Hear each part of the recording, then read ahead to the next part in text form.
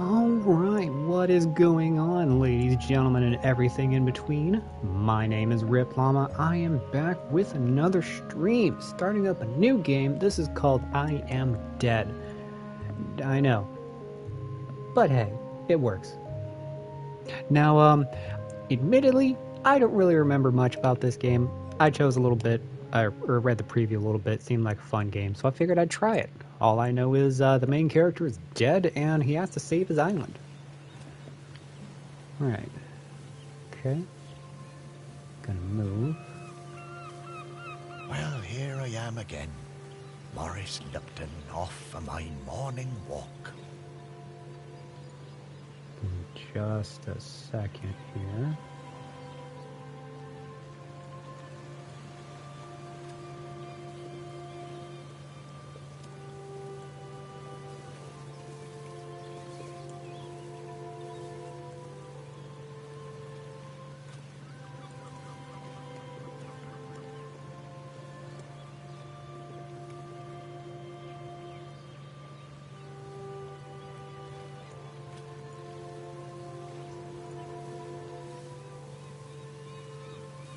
Here we go. Okay. Ayo! What's going on, JJ? This must be the finest stretch Playing a of new beach game. on the finest island the whole world over. For a little speck of land in the North Atlantic. And just let me know if it you can hear the sure sound or is a anything. good I un. want to adjust it, make it perfect. Oh, I see those yoga folks up at the lighthouse are up bright and early, saluting the sun and all that. I always thought that looked like fun.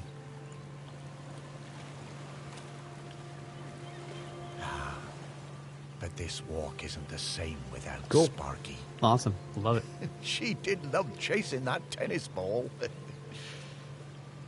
Oh, Sparky. I miss you, girl. The crater's definitely been smoking more than usual lately. That's funny, that, for a dormant volcano.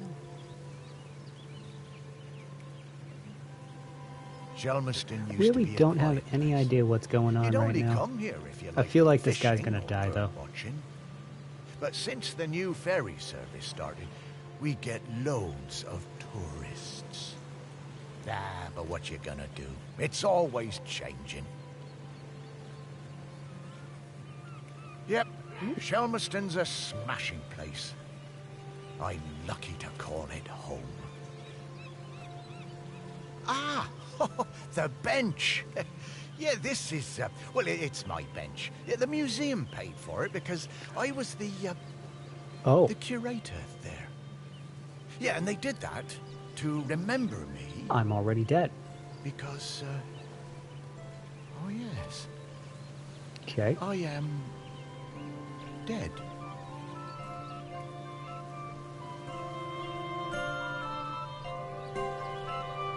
I suppose I was half right. It's been some adjustment, but not all bad.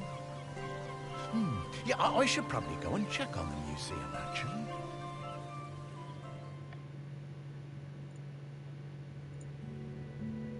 Yeah, I've been collecting the stories of Shelmiston for years now, here in my museum.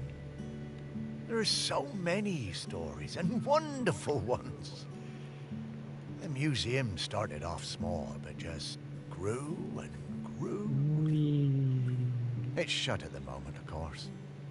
Not sure what's going to happen with it now that I'm no longer doing it. I do like coming back here, though. Gives me a bit of purpose, which I've really missed since, you know, becoming Can I dead. interact with Oh, anything? one thing that's been keeping me amused. Okay. Since I've been dead, I found I can do some new things. Oh. Neat. Pretty weird. Yeah, I'm not sure what use it is, but it's been keeping me quite entertained.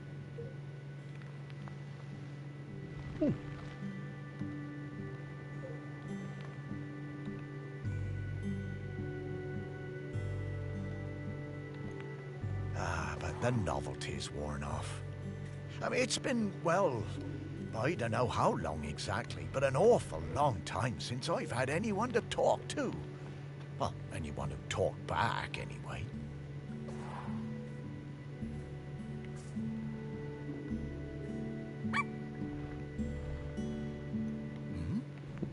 What are you?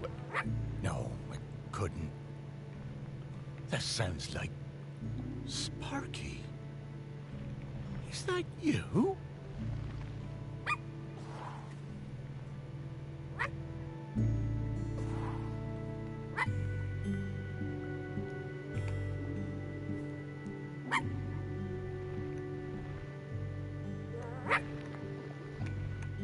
Wait, rotate. Sparky! Okay.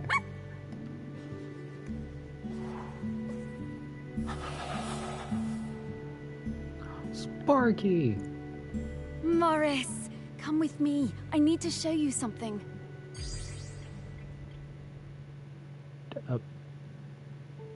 Okay, Sparky can talk.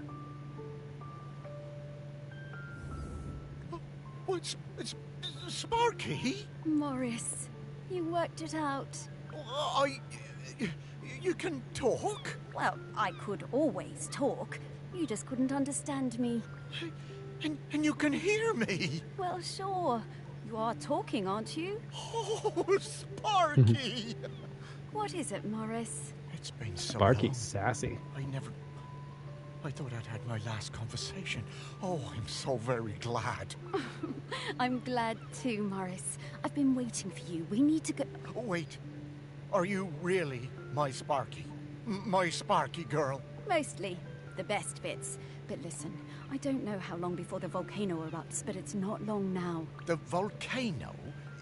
Erupting? Oh, shit. But it's dormant. No. It has been dormant because of the custodian. But the custodian is weakening and we don't know how much longer they can hold on. The custodian? What are you talking about? Shelmerston is volcanic. It's supposed to erupt every once in a while. The only reason it hasn't is the custodian, keeping the island calm. Custodian keeping the island calm? Take your time, Morris. Dogs are better at understanding this kind of stuff than humans. The custodian is a ghost. Yes! Now you're getting it. The custodian is a ghost who appeases the island, keeps it safe to live on. But the current custodian has been doing the job a long time and really needs to retire. Well, the island needs a new custodian. That's right. It's up to us to find a new one. There are 5 prospects that I know of. 5 ghosts still hanging around the island who haven't gone into the west yet. We need to find them and see if they'll take the job. What if none of the prospects wants it? If the current custodian fades away and there's nobody to commune with the island's spirit, well, that would be bad. Bad how, Sparky? Volcano bad. So far, You've game's seen cute. how it's smoking. With we a don't have very long now. dark undertone. Could I be the custodian? Oh, I wish. But Ghost Code 342B dictates that the custodian must be a ghost who has been dead on this island for at least 1,000 days. And we don't have that long. Ghost Code 342B. Yeah, well, I suppose that makes as much sense as anything else. Right, let's get going, Morris. Our first prospect is Peter Noach. Oh, yeah, from the yoga center. Yeah, he died a few years ago, didn't he? Yeah, I remember his funeral on the lighthouse. Yes, that's the fella. He always had those funny green treats. Let's go pay him a visit. All right, Sparky, let's go.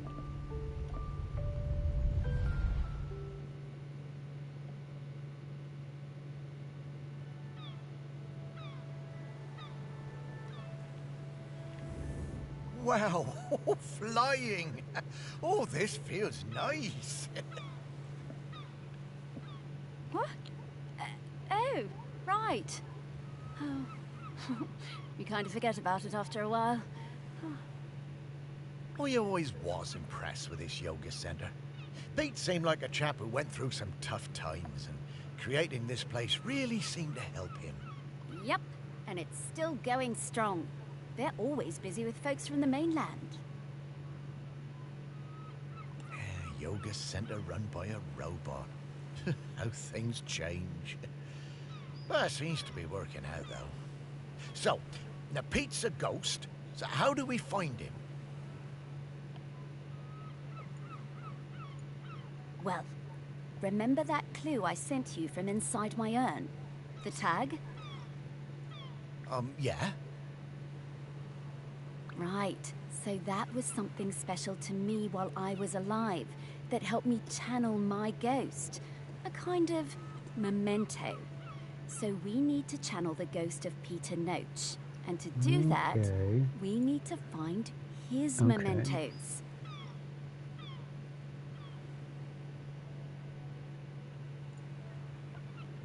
And how are we going to do that? So we need to find the mementos of the people that died. By looking into the memories of those who loved him best. People with memories of Pete will have little thought bubbles coming out of their heads. Interesting dynamic. Those are a sign you'll be able to dive into that person's memory. I suppose that's hardly the strangest thing I've heard today. Oh, Morris, just you wait. Now, to recap. Find people who are close to Peter, view their memories, track down the mementos, and then leave the rest to me. So people, then memories, then mementos, then Pete. People, think memories, I get the idea. mementos. Okay, then we can find go. Pete. Let's go. Oh, well, salty sea captain. Okay.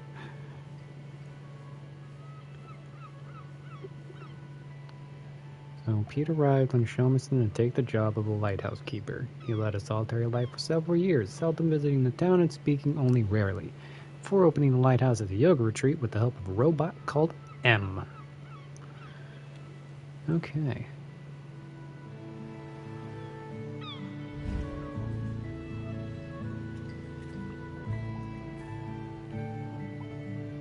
Okay. After Pete died, Simone wasn't sure if she would return to the Shelmerston Yoga Center, but she didn't want to let down the regular group of friends she made here. They've blah, blah, blah, blah. They always come for half-term, and when she arrived, she discovered that the old magic hadn't been lost. Cute.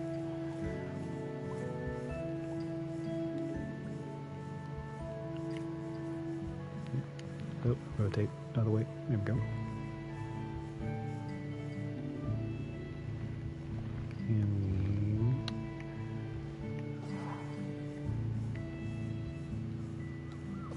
Well, I suppose I should probably actually look at people first. Alright, Simone, what you got? Pete was hard to read, you know? Strong, silent type. But you could tell he loved his collection of Buddhas. He said they were like fat little soldiers that kept him safe. Fat little To be honest, I soldiers. thought that was a bit odd. But he was a great teacher.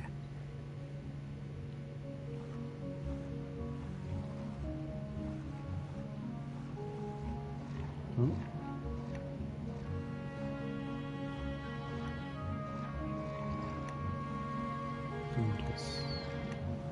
Okay.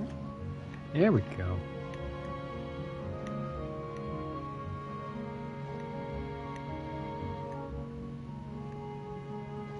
No, no, no. What the? Does that work?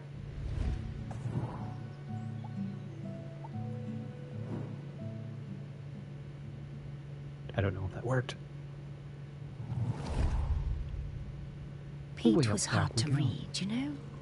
Strong, silent type. But you could tell he loved his collection of Buddhas.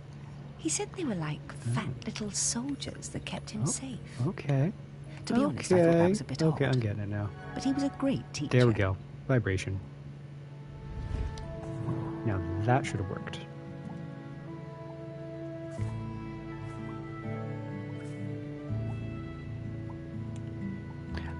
I don't know if that worked.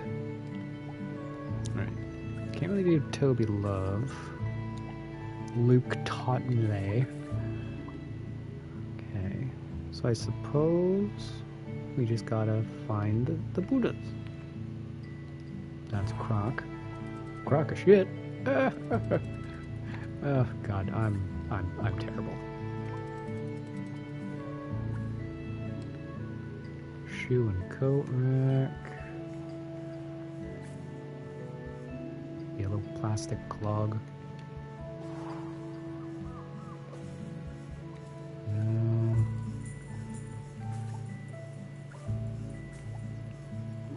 Pete and M. Cute. Shelves.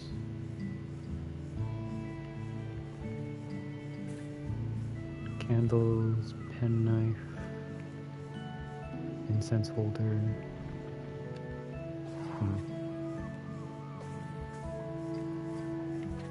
Maybe there's more I gotta do in Simone's brain.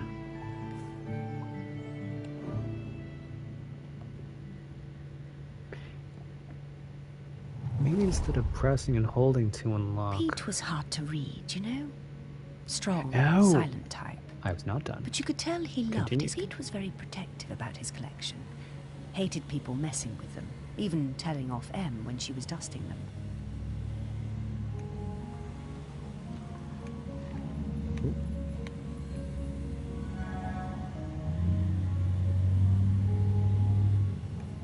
One day, one of the Buddhas went missing. Pete was distraught. Not much affected him, so it was a shock for everyone to see how upset he was. All of us at the retreat spent the whole afternoon searching, but we never found it. There we go. To cheer him up, It's a Em neat bought little Pete a story. little toy robot. You could tell Pete was delighted. Oh. M bought Pete a robot. Cute as hell. What a lovely gesture. She was a good friend, that Em.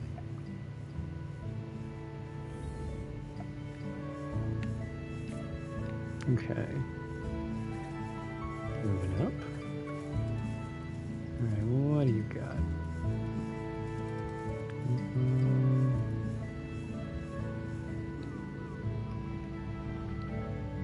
Cheese. Secret is in the cheese. My life is a lie.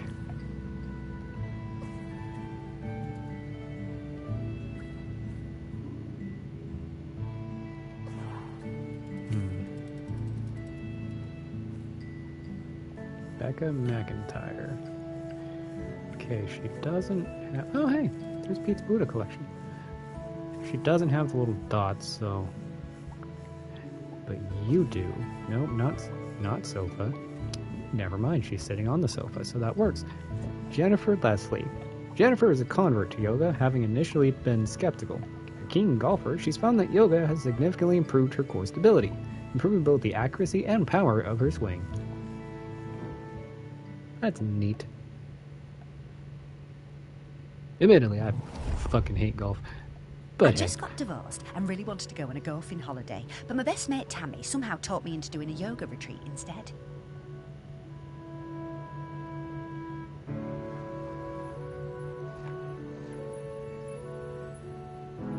There we go.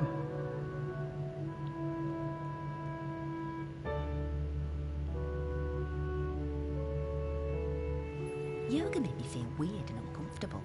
After the first day, I'd basically given up. I thought Pete was a bit angry with me. It was hard to tell. Exploring the lighthouse, I came across Pete's set of clubs. Bingo, I thought. I wondered where I could practice my drive.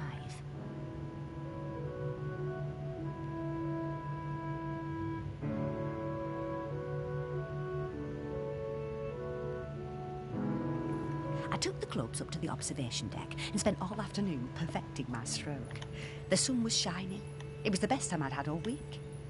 Suddenly, I was aware of Come on. Pete watching me. Come on. My heart sank, and I braced myself for a telling off. There. How wrong I was. Pete cracked a smile and joined in. Every evening for the rest of that week, we were up on that observation deck, driving balls into the sea. Best holiday in years.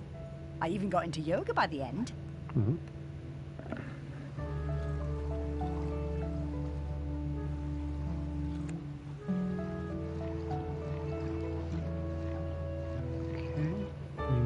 because I wasn't done.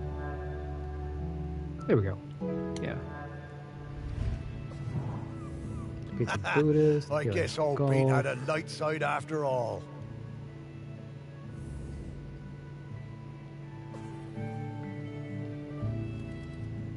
What's your name? Oh, Toby Love. Okay. What you got? Oh, there's Becca again. Plants! God, there's so many plants.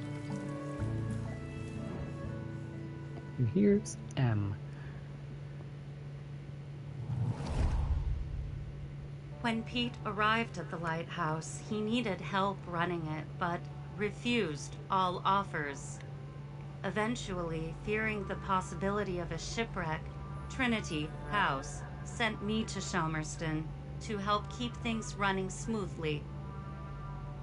I bought Pete a plant as a welcome present. He introduced himself very quietly, but didn't seem to want to say anything else. He seemed distracted, like gravity was pressing down on him. That's really sad. Harder than other people. Whenever Oh, is I Pete would depressed? enter a room, Pete would mutter some excuse to leave. I didn't have a single conversation with anyone in months. Oh, there we go. Oh, fuck. Okay. Eventually, Pete noticed the plant. Oh, and he started watering it. Then, Pete noticed me. That was the start of what became this plant room. We spent hours in here over the years, sowing seeds and tending our plants together. Aww. Warms my cold heart. Wow. Robots got complicated, didn't they? Yeah, I didn't realize how important M was to Pete. I suppose everyone needs a friend. Ah, Sparky.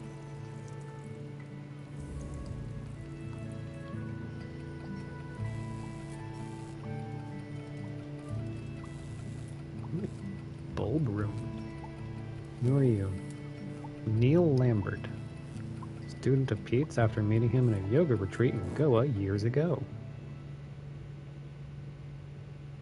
Alright. Let's pick your brain, Neil. I met Pete for the first time on a yoga retreat in Goa.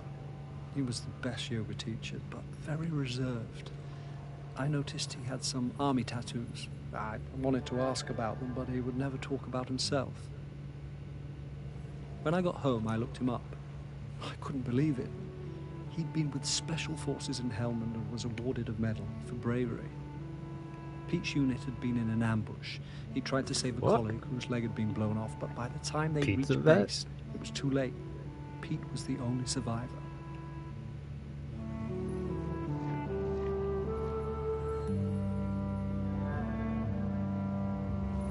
I booked the retreat again the next year. I thought he was such an interesting bloke. Still waters, you know. And one evening, after class, I followed him down to the beach. I saw him throw something into the water and went to have a look. Picked it out of the shallows before it was washed away. It was his medal. I picked it up. I went back to Goa the following year, but Pete wasn't teaching and it just wasn't the same. Not as good. Then, a couple of years later, I saw an online ad for his new retreat in a lighthouse. I booked immediately. I took the medal with me. Perhaps he would want it back. Oh, he probably didn't want it back. It was the same Pete Noach, and if anything, he was an even better teacher. One coffee break, when I got him on his own, I brought up Helmand in conversation. I wish I hadn't. It was like a shutter coming down. I didn't mention the medal. I kept coming back for the yoga, and you know, over the years I saw Pete mellow. I think the lighthouse was doing him good. He even cracked a joke with the group once in a while. So, that summer, the one before he died, I decided to act. It was the day I was leaving and I showed him his medal. There was a moment of total surprise. I was worried then. But he took it. Aw, He turned it over in his hand. he actually took it back. Poor guy was lost for words. He gave me a nod of thanks and slipped it into his pocket. I'm glad he got it back. Oh, Pete. I had no idea.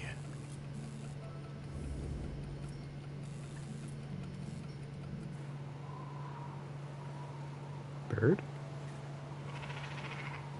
Stella the Cormorant. Cormorant? Cormorant? Yeah. Words are hard. English is complicated. I was getting ready to lay my egg.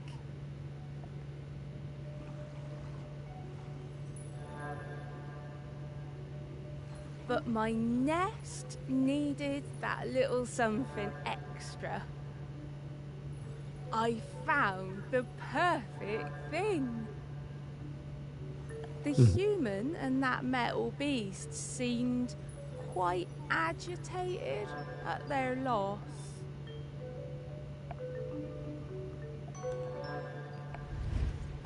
Bird stole a Rubik's I Cube. always hated those blooming things.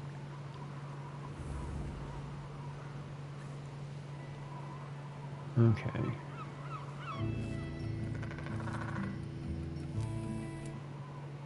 So we got the mementos. Now I'm probably gonna have to find like where everything, where all of those mementos are.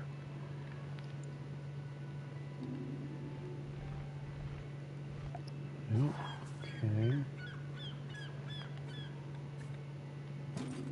Pete's other toolbox. A feather. Other feather.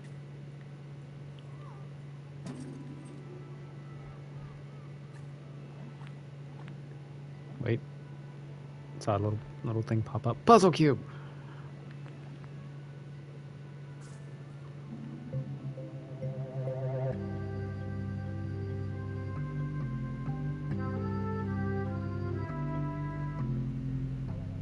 Okay. Dogs are actually very good at solving these. They're just hard for us to turn.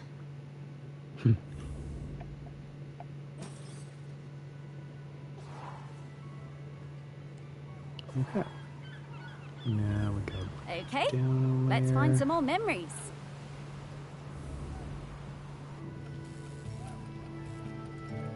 Now the metal. Okay, it's not an end room. Okay, it's in the bulb room. I bet it's gonna be in the bulb bench. Walkie-talkie. Matches.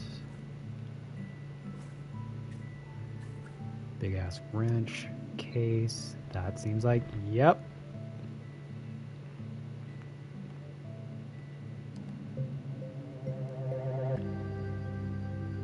Whoop.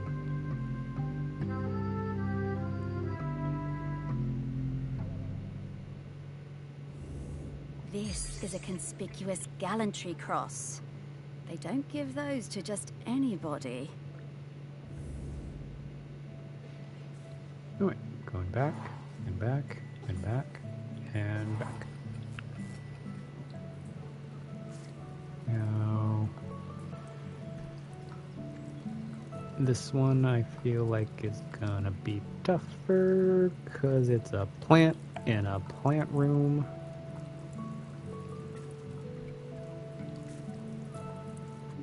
Maybe it's this one? No.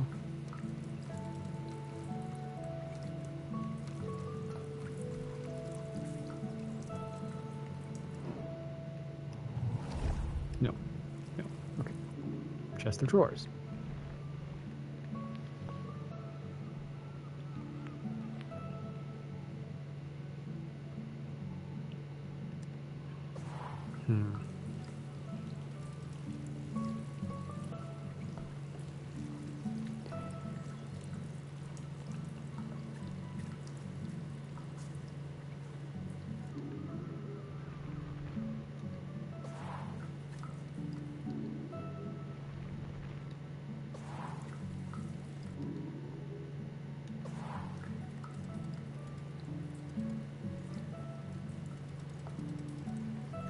See, for me,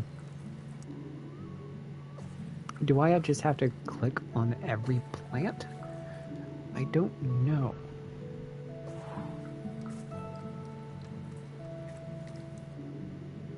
Side table.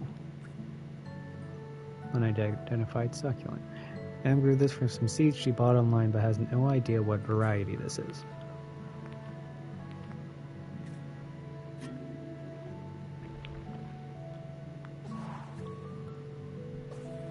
Okay, that's not it. Bird of paradise plant? No. Snake plant? No. Oblivion torch montrose, or montrose, or however you pronounce that. Lemon scented Monterey cypress. Oblivion torch montrose. Bird of paradise. Cactus. Pangolins kiss? No? Fuck.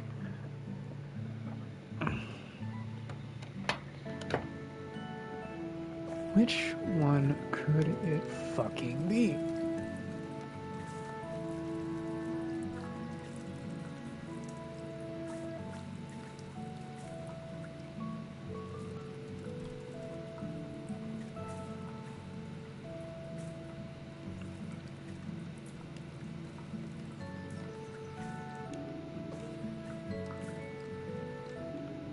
Grapefruit?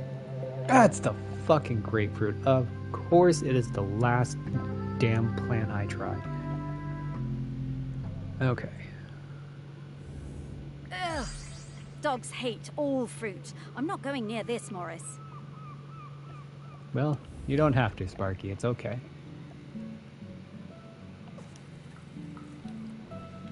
Alright. Looks like we're going for a golf I'm starting tee. to pick up the scent of something else here. I think it's Grenkins. Grenkins? Yeah, they're tiny Grenkins? spirits, distant relations of the island spirit. Apparently they bring good luck. When we get close to one, I'll pop up and let you know. Okay, Sparky. Cool. Thanks, pup.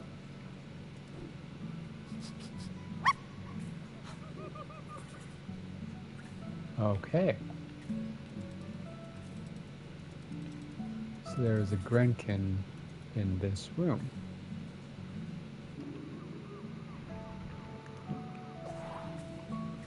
If I'm learning anything from this game, it's probably going to be inside something.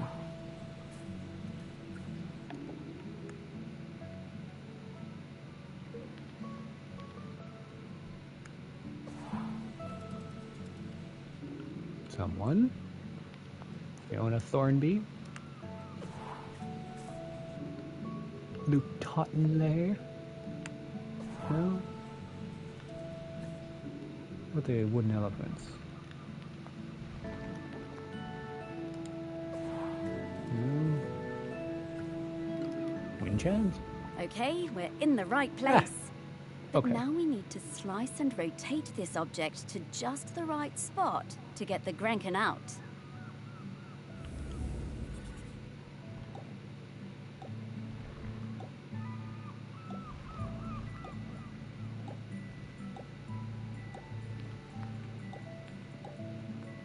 Gotta be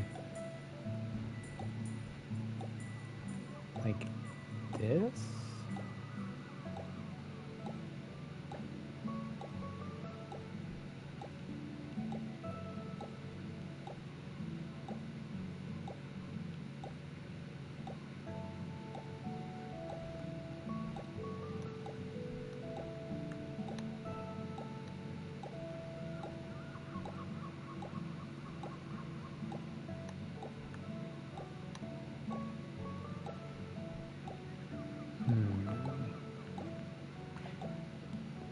I'm really thinking like the picture down below is a hint.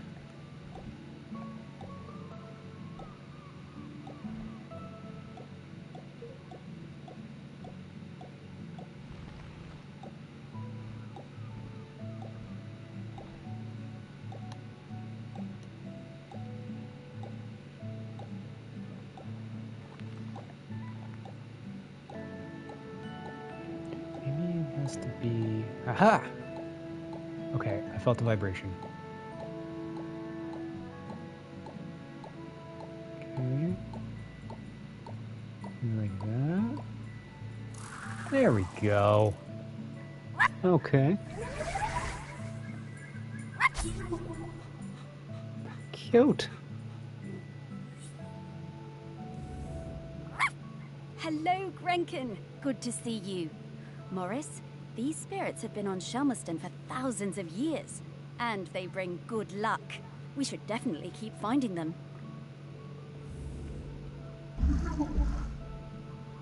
Oop, I pressed that way too quickly, but that's okay. Okay. There's another Grenkin.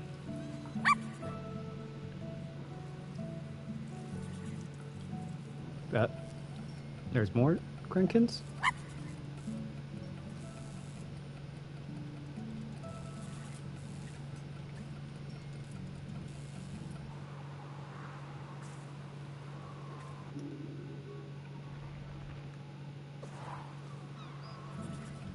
Okay.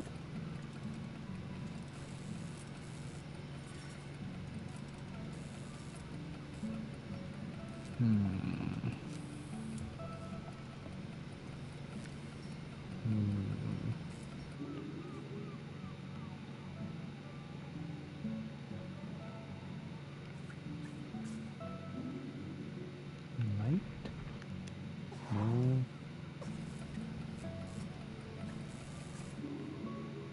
Horn?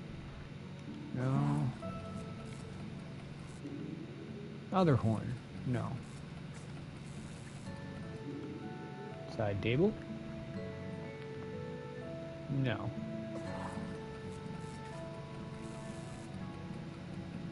All in attack? No, that's not even something I can lock on. It's gotta be in here.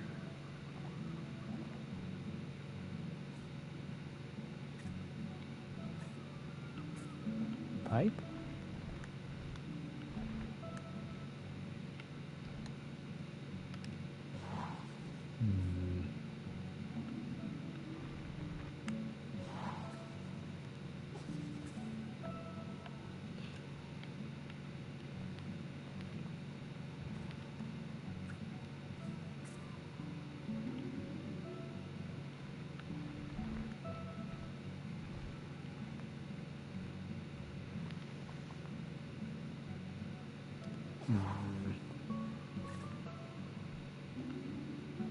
God, I am no good at puzzles.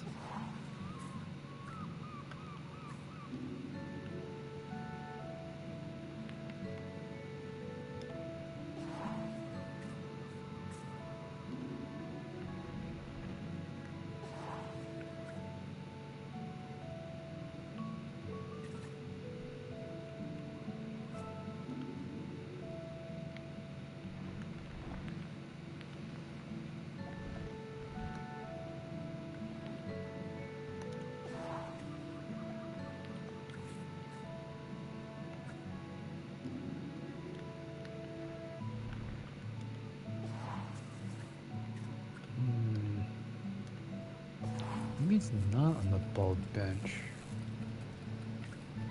What about you?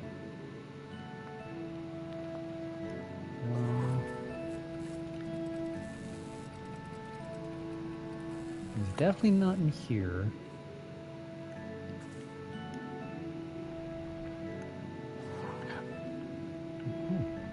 What's in here?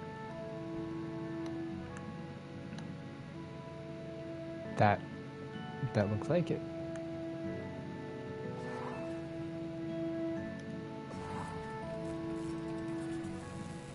Yeah, that looks exactly like it. But the gherkin's out here. Gherkin? Fucking... The pickle's out here. But... maybe I can... go like that.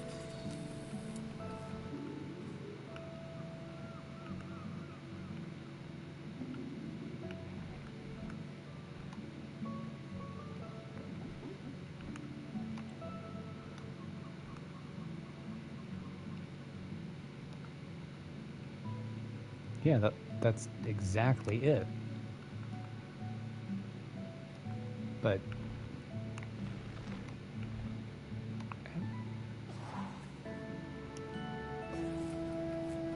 you know what? I might go back to the gherkins.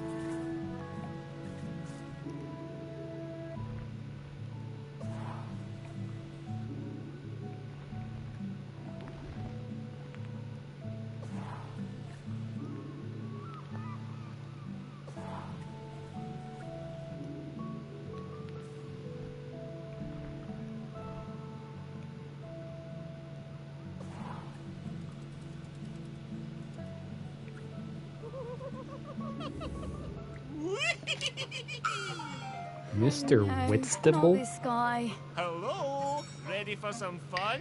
Oh, hello. I'm Mr. Whitstable. Welcome to Mr. Whitstable's riddle game. Morris, we don't have time for this. Oh, Let's God. get back to work. Mr. Whitstable just wants you to enjoy yourself, solve my riddles, and achieve true happiness. Oh, these do seem kind of fun. Whatever, Morris. Oh, Sparky. Okay, Mr.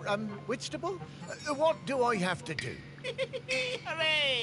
Just select one of my fiendish riddles, then go off and find the object it's referring to. Easy. Well, actually, they're really hard. Ha! Oh, we got this. Come on, Sparky. If only we all had the enthusiasm of Mr. Morris. Okay.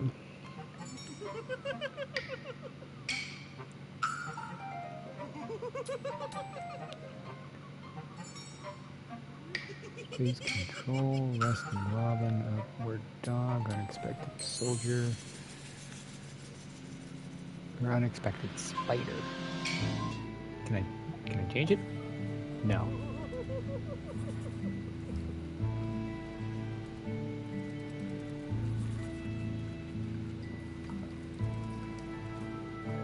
Now, to be honest, the unexpected spider reminds me of a spider plant. Am I right or am I wrong? Oh, no. Try you.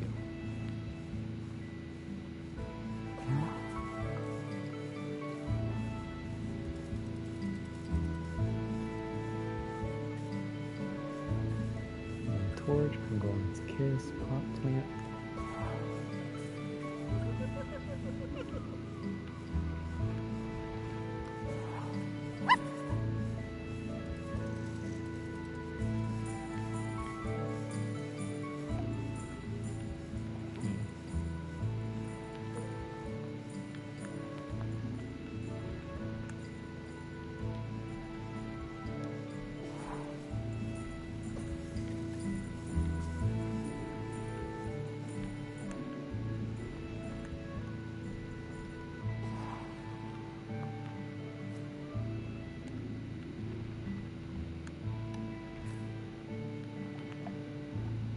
Oh. That's the pin I need to do. Oh. There. KGC.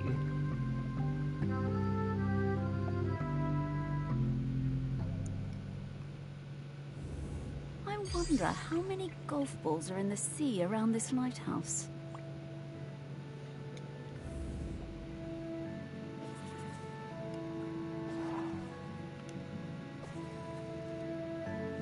Okay. Let's give it at least one little look-see, see if we can't find that gherkin.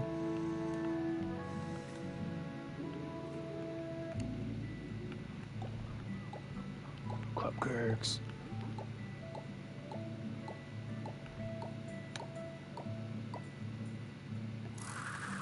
Boop. That one was easy.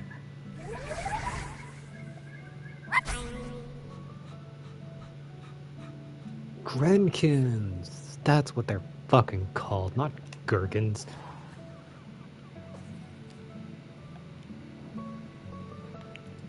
Alright. What the fuck is that? Who's the Buddhas?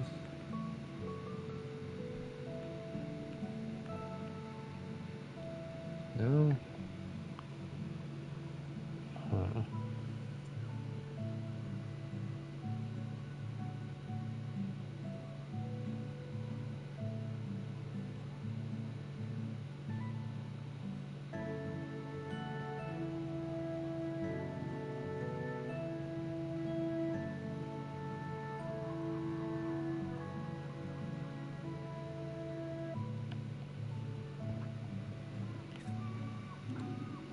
Budai?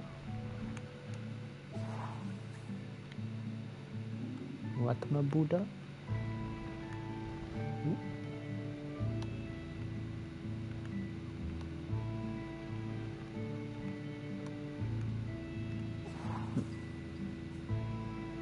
Buddha with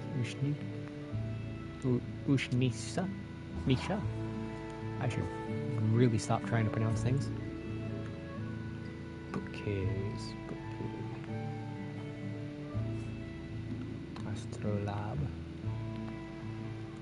Oh, that's not it.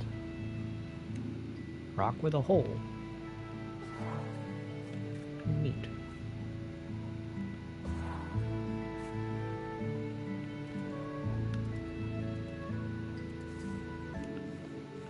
Gramophone. Okay. About in the record cabinet.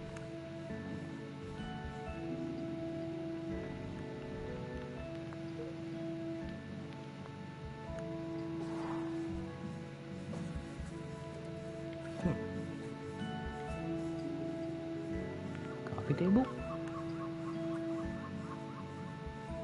Escaped octopus still at large in Shelmerston Old Town. Ugh, jeez.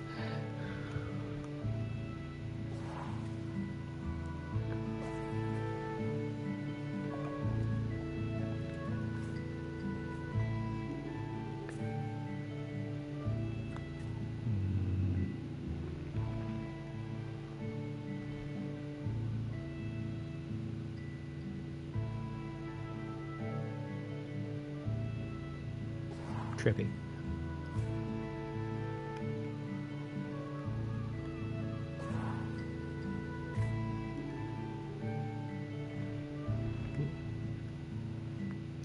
I want to know, why are the fucking shoes just lying around everywhere?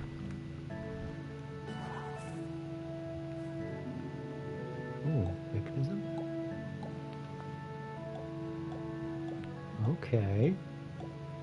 Okay, this must be for the Grenkin.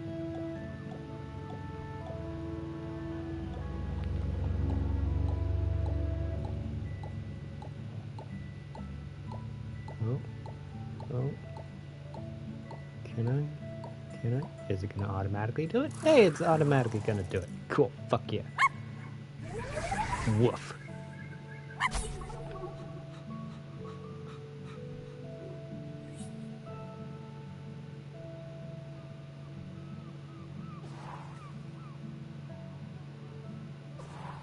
Okay.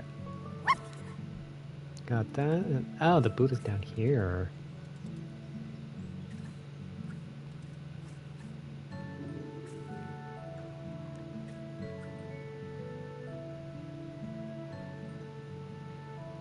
So the Grankin's got to be the incense holder, yeah? No. Okay. Incense pack? No.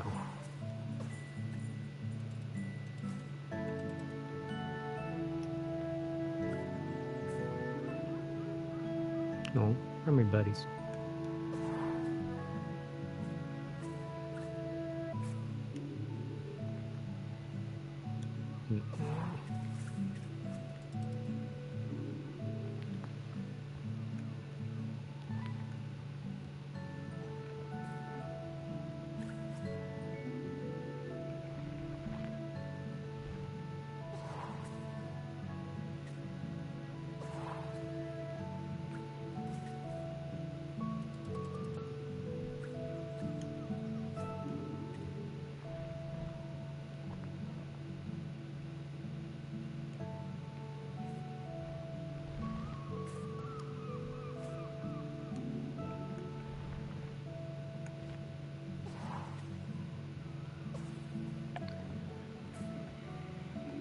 know, I'm kind of clueless.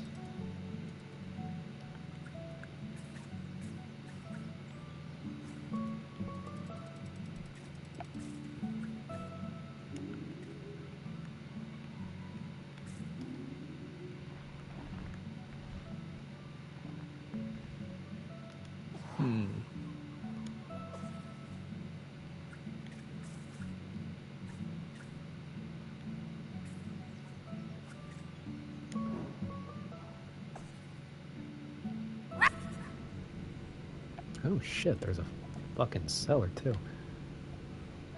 Okay, that looks like a light bulb. So it's probably in one of these boxes. Provisions, quinoa, and couscous. Lamp. Nope.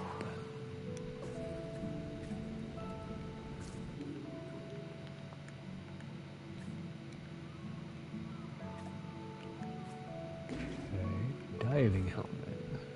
Oh. Some say it's a long-lost skull of Robert Firth, the first lighthouse keeper of Shomerston. Some say it's a leftover Halloween decoration. Who really knows?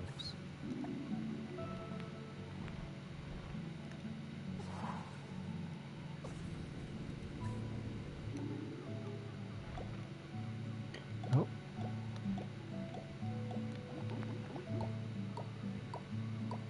Beauty. Well, I got the grain-kin at least.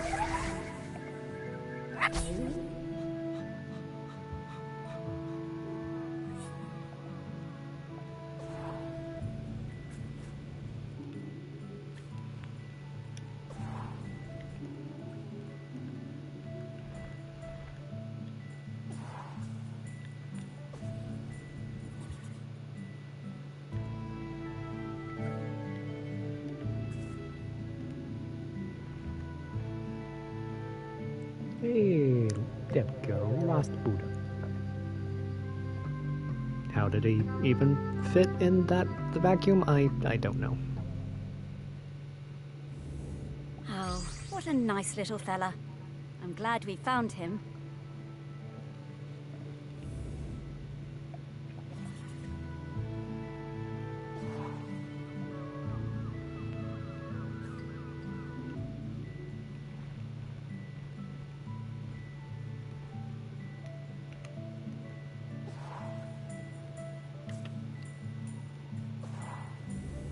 Okay, that's all of the mementos. Now what do we have to do? Wow, I'm getting a really strong scent. Well done. I should easily be able to sniff out Peter's spirit now. All right then. What do you need me to do? Absolutely nothing. Just let me do my thing. Alright. You go, dog. Release Sparky. What in the Go world? get him. There's many things in the world you haven't seen, Morris. Those things, Yep. I mean, yep. Those are all of Pete's fragments. I just need to round them up. Go get 'em, girl.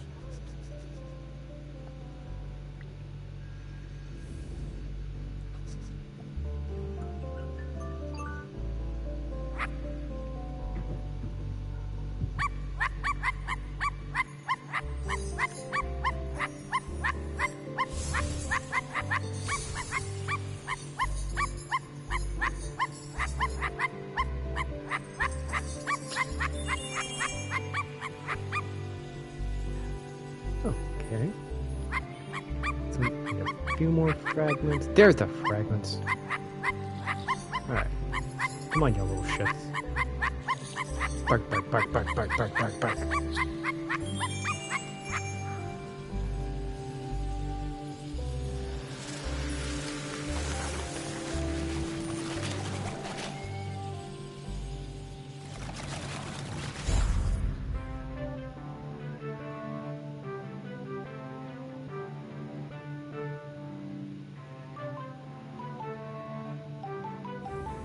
Pete? Oh, wow. It's really you. Well, it's me, Morris. Morris Lupton? Of course I remember you, Morris. It's lovely to see you. How's death treating you? How's well, death you know, treating it's a bit jarring, but... Well, I'm having a nice enough time. But listen, Pete, we've come to ask you something. Do you know about the custodian? The custodian? The person who communes with the island, yes? I've noticed the volcano looks like it's waking up. Yes, well, that's the thing. We need a new one. Oh, me? To be the custodian? Oh, Morris, I'm flattered, but I don't think I'm the one for this job.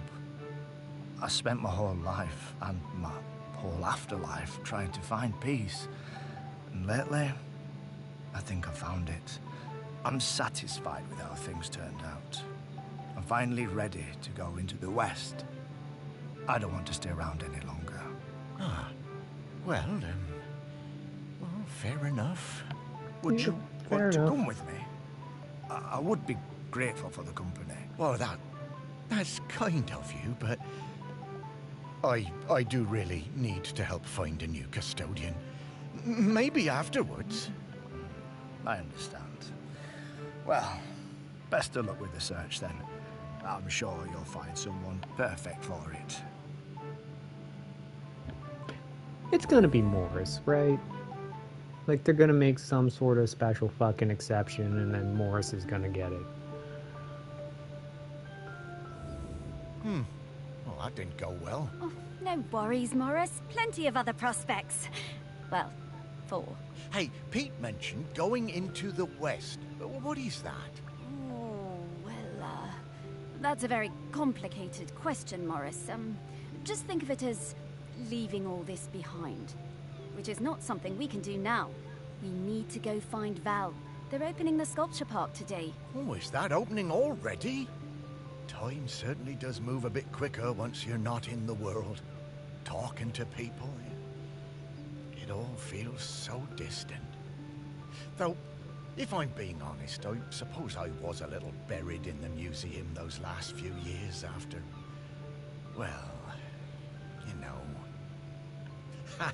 You know, you might say I started living like a ghost well before I became one. Oh, you weren't a ghost, Morris. That museum is full of life, and ghosts can't give belly rubs anywhere near as well as you did, trust me. Now let's get going. We're gonna find Val. Ah, yes, Val. I do feel a bit sorry for her, having her home invaded by all these silly artists. Maybe. But at least we have a laird who's interested in doing nice things for Shelmerston. Yeah, I suppose so.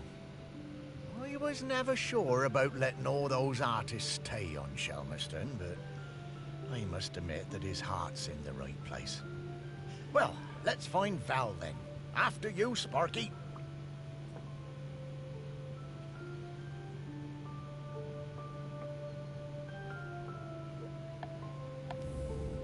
Alright. Let's go find Val. See what happens. I bet you Val isn't going to take the job either, but you know what? Hey, that's okay. The sculpture garden. How the park has changed.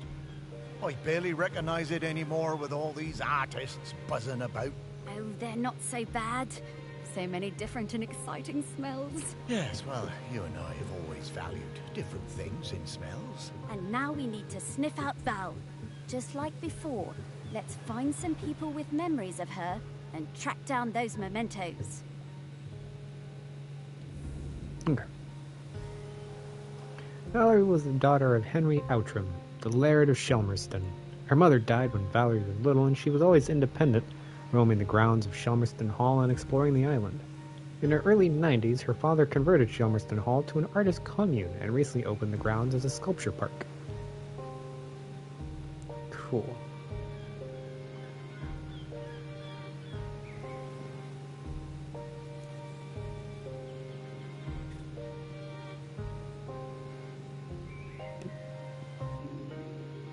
Little fox. Ornette the fox.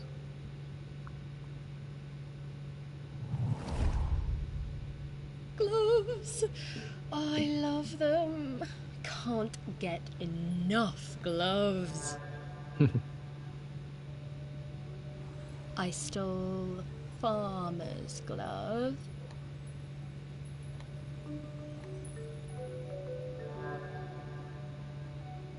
I stole the fisherman's glove. I saw that girl out in my woods, riding that strange bumpy beast around again. She really seemed to love that awful creature. This was an opportunity I wasn't going to miss. Oop, too far. Oh, fucking. There we go. Lovely gloves. Fox has a glove kink. I always did suspect there might be something in those rumours about camels on the island. All that time, and Val never let on. Bless you, Val.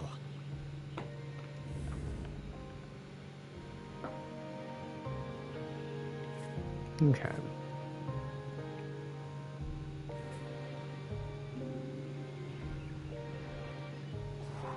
Yeah, so let's actually try to find the things as we go.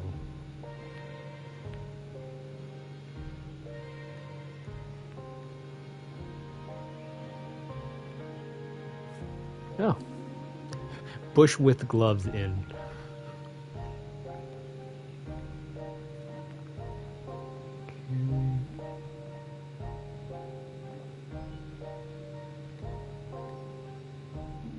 Fingerless glove, gardener's glove, rubber glove,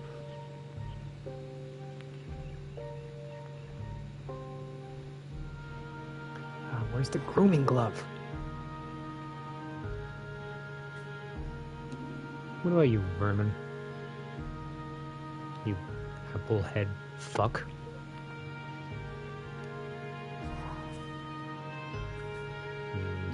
Fox den? Ah, there we are. Raymond the fox. Oh, baby fox eyes. Very cute until they grow up and rip open your bin bags. There we go.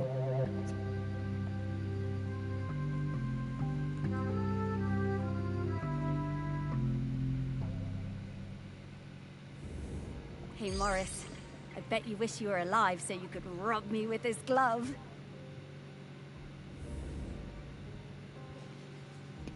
I mean, I suppose.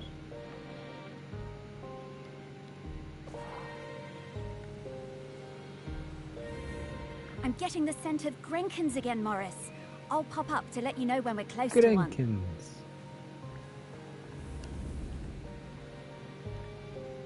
Primary Outram Commemorative Bench. Pilgrimage, Don Jones. Alright.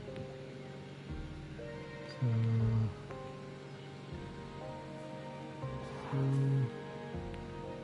maybe... No. No. Anything else?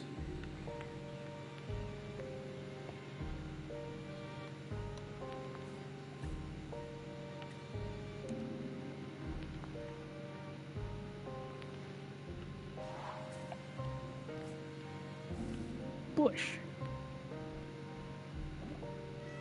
Oh. Hello, kitters.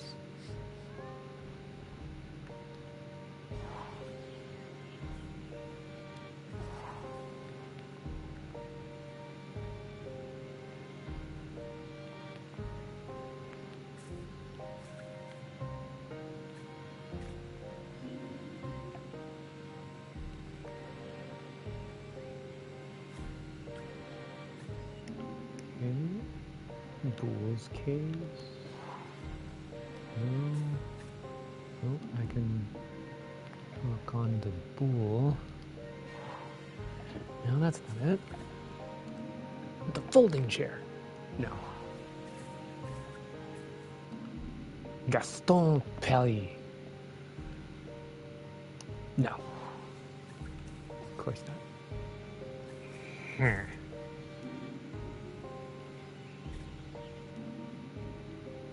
Gar? The fish captain? No, nothing. Harry Tuft.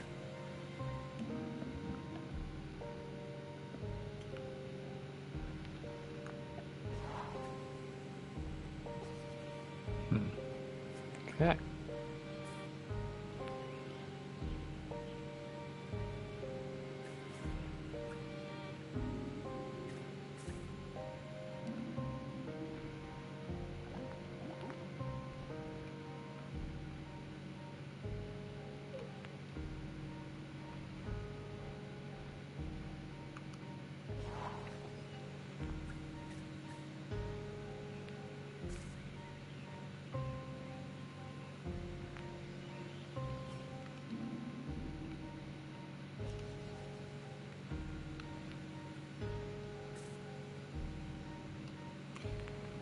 Yep, I don't know.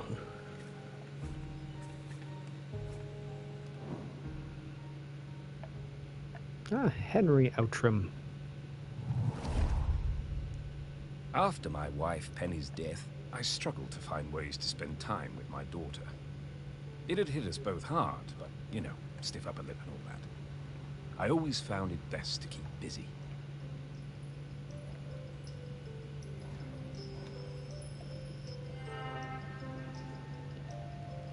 Looking for something we could do together, I bought Valerie a set of paints. But she never even opened them. I was cross at first, but asked myself, what would Penny do? So I decided to let it go. Then one day I managed to talk her into coming into the park with me to paint some of the nature she loves so much. She wasn't very enthusiastic, but agreed to give it a try. Man, like, all the characters in this game are It was fucking a disaster. sad. Valerie simply didn't have the temperament for painting. She had a huge, silly tantrum and threw all the paints away. I told her I wasn't having this kind of childish behavior, and I told her to stay in her room until she had calmed down. I wished Penny was still with us. She would have known what to do with the child.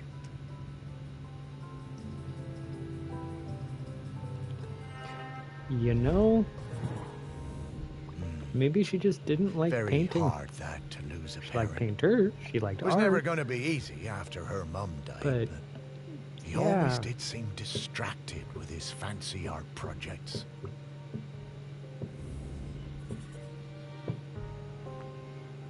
Okay.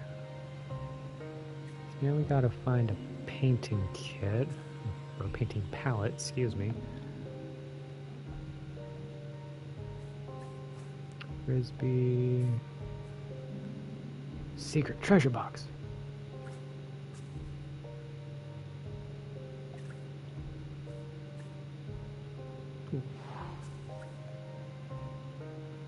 Oh, shit. There we go.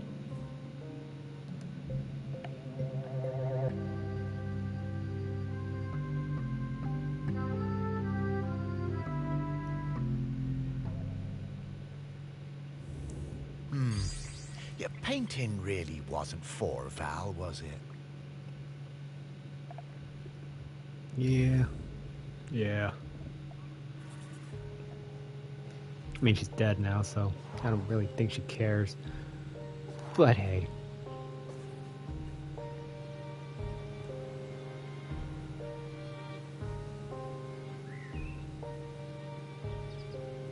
Woman and child.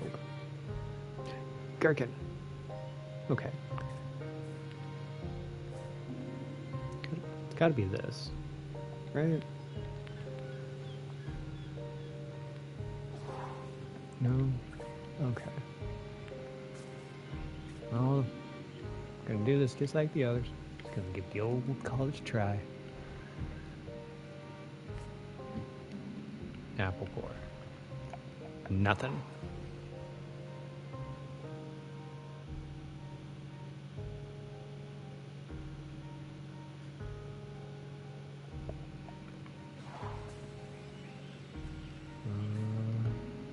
cool box.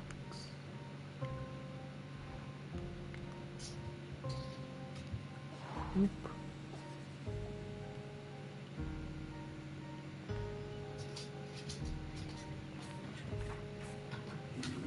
Wonky bush. Ooh, it is the wonky bush.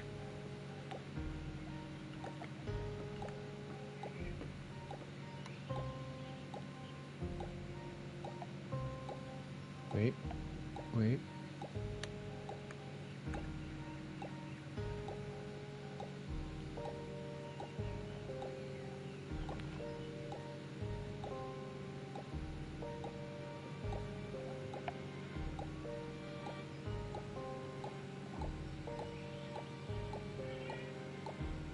Okay, getting closer.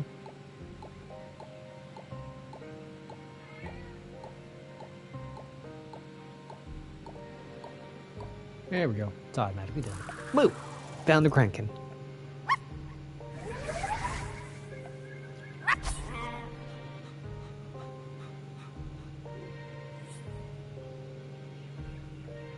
Alright. Moving on.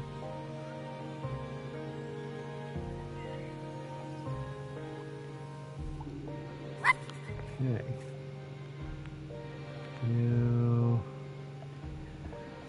that's an interesting one. Mariana, no, it's gotta be the brick, right? Okay, it is the brick. Oh, shit. Wow. That was easy. Okay.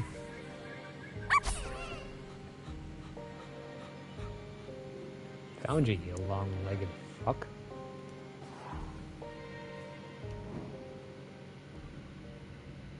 Mimi Bergonzi, Valerie's childhood friend. In the last summer, before our GCSEs, Val and me spent a lot of time together, usually wondering how we could get our hands on something to drink. If Valerie was like 90 when she died, why No one on isn't this stupid little Mimi island would serve us, 90? though.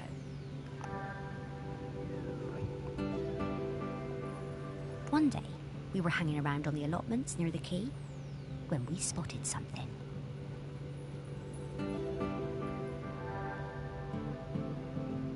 Alcohol. And so, later that night,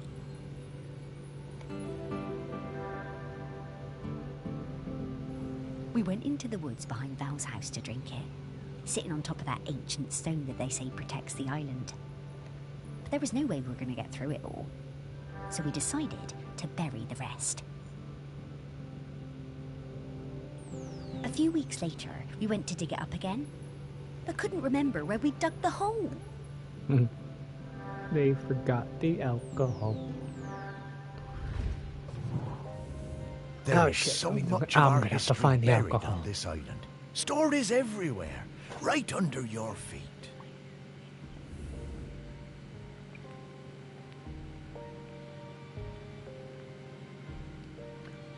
Okay.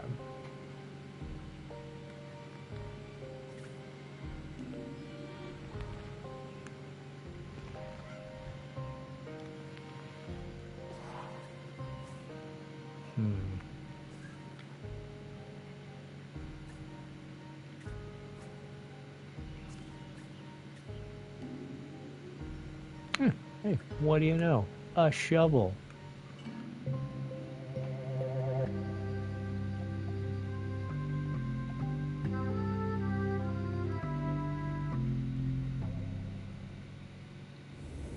Wow, Morris, this smells incredible. I'm getting scallops, I'm getting peaty bogs, I'm getting roast lamb. Woof! Woof indeed, Sparky. Woof indeed.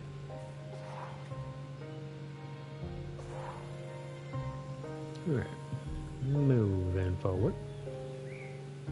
Top. Don Jones.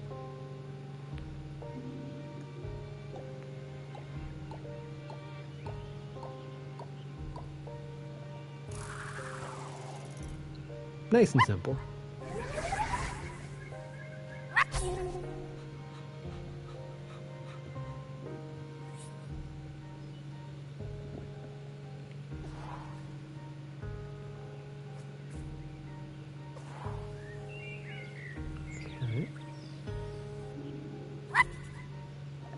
Of course, the fishes have one too. Probably is the fishes.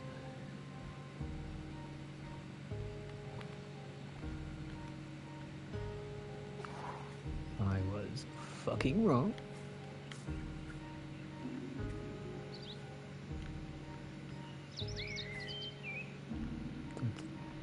Something else? What? Little tiny birds. That bird.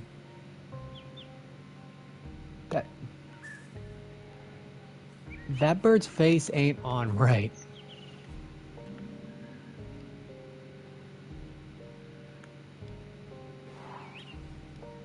Ugh. Okay. No. Anywho's it.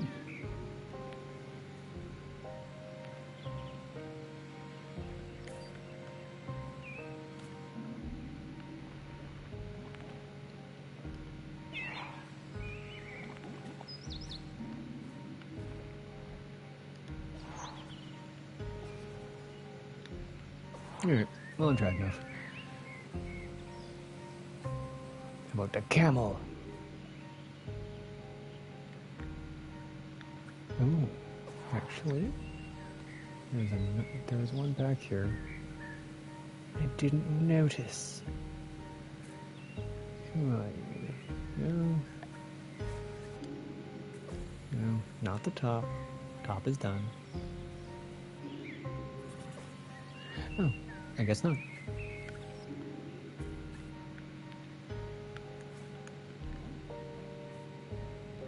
Henry Outram, Valerie's father. The famous sculptor Vernon Russet was working on a huge statement piece in my honor. A statue of a camel with my head. When I saw it, I felt quite uncomfortable, but I didn't want to upset him. Poor Vernon could be awfully temperamental, sinking into dark moods for days. The week before the public unveiling, Vernon had me visit the statue. He needed to make some final adjustments to the face. Valerie came along too. She looked like thunder. She hated that statue and wasn't afraid to show it. I couldn't help thinking how like her mother she was. When the statue was revealed, the nose was missing. Fortunately, we all managed to cover our surprise and act like nothing was wrong, so no one was any the wiser. Some fellow from the Times wrote a glowing review, so Vernon wasn't too glum about it. I'm pretty sure I know what happened to that nose. Ah, the old Outram spirit. Good for you, Valerie. Your mother would have been proud of you. Adorable.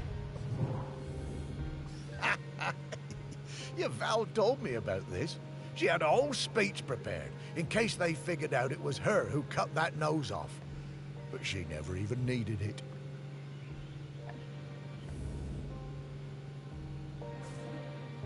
Okay. Now I gotta find the nose. Anything I can look onto? Okay. Overgrown bush. This seems like... Oh, okay. Okay. Sure. Stone nose.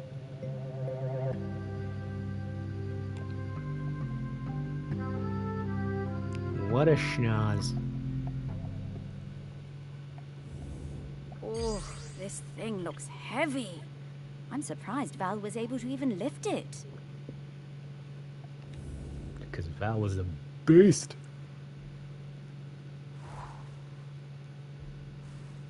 Right, back, and back, and back, and back. There we go.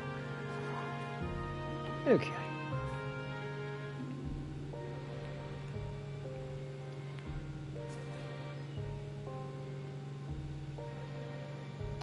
Oh.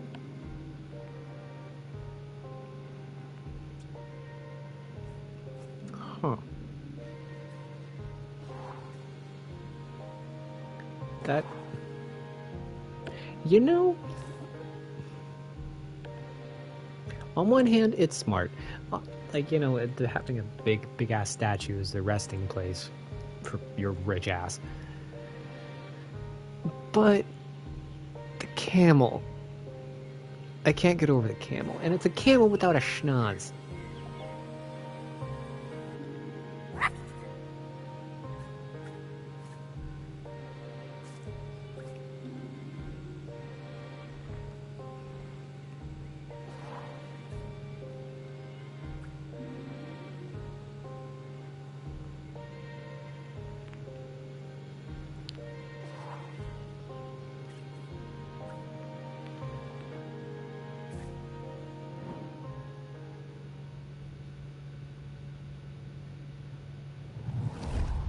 She looks pretty. I spent the summer of '83 with Henry Outram, Laird of Shelmiston, in his grand hall working on a new piece.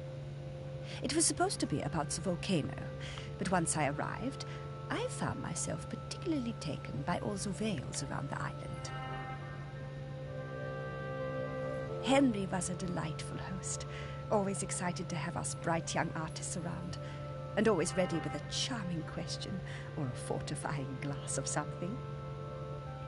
His daughter, I think her name was Mallory or Valerie or something, was usually outside roaming the grounds. Henry said she was discovering herself and learning self-reliance through independent play. She seemed feral to me. Oh, so One you're a day, I bitch. came across the perfect finishing touch to my sculptural masterpiece, but it turned out to belong to the wretched child. I tried to explain to her why I needed it, but she snatched it away and walked off. I went to Henry, 'cause thinking he it's could her make her fucking give me toy. the boat. But to my astonishment, Henry told me it was up to her if she wanted to give it to me. Henry Yeah. called his daughter and we all talked about it. When Henry suggested that maybe I could buy the boat, her little eyes lit up. It cost me £200 for that little wooden boat. But, well, it was worth it. Good on you, Valerie. Henry was a good dad at heart, caring about Val's feelings, and treating her like a grown-up even when she was little. Partly how she became so independent, I reckon. I know it was tough on him, but they both turned out pretty well.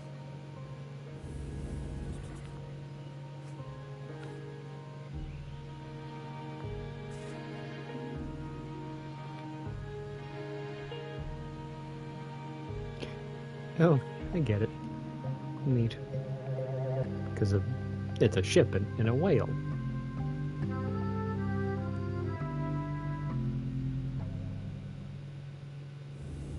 I wonder how many people even saw this. I'm going to assume none.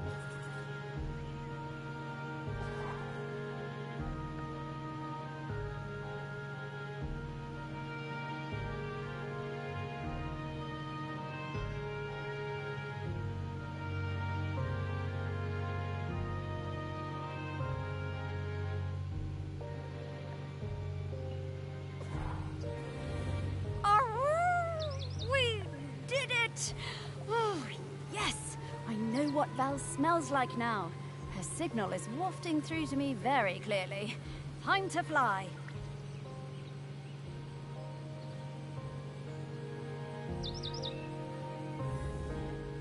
Alright. Go get him. Fetch.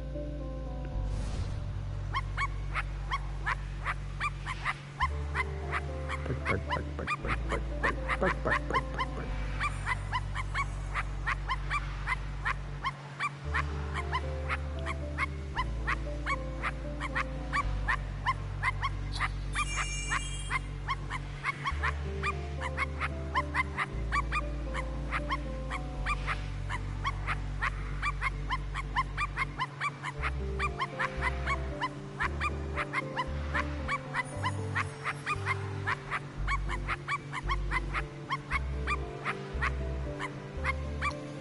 This is it?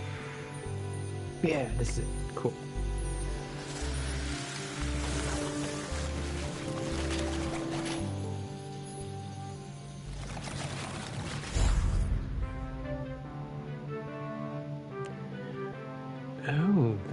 was not 90.